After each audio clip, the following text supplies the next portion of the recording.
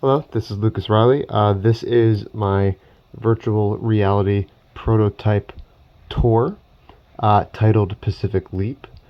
This tour mainly focuses on the United States and their presence within the Pacific during World War II as they made their way to mainland Japan after the initial attack on Pearl Harbor. Now, this takes the player through each of the islands that were captured, or I should say each of the major islands that were captured during their campaign throughout the war. Each of the islands, as seen as an example here for Pearl Harbor, most of them come with a description, usually about the significance of the island, its strategic importance, a little bit about its geography, so you can get an idea of what the island was like outside of just the visuals, because some of the islands you can't put a marker down and get a street level view. And then as you move throughout the tour,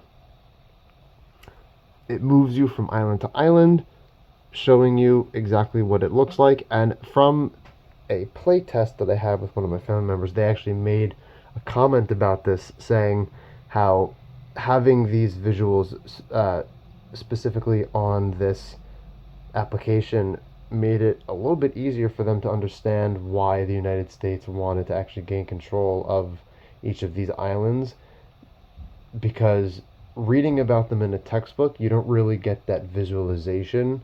Your mind creates an image, but not the one that's of the actual locations themselves. So, for instance, one island in specific, which is most likely lesser known but is still of grave importance to this entire campaign, is Tinian, which, as we see in the description, one of the most important islands in the Mariana Island chain. This is in fact where the bombers were able to be housed and eventually took flight from as they made their way to Japan. Now we can see just by the layout of the island, the geography, as well as we could see some landing strips central right just south of where the pin is placed. Something like this, it would be described in a textbook, but you wouldn't have this level of detail. And since it is on Google Earth, we can also zoom out and see where this island is in relation to mainland Japan. So it's just south of mainland Japan. And then there are other factors that play into how we were able to travel from that island to Japan going unnoticed without raising any alarms. That comes up in a description for a later island. At the end of this tour, I have a quiz in which the player can click the link right over here. It will take them to a Google form and they can fill out some questions.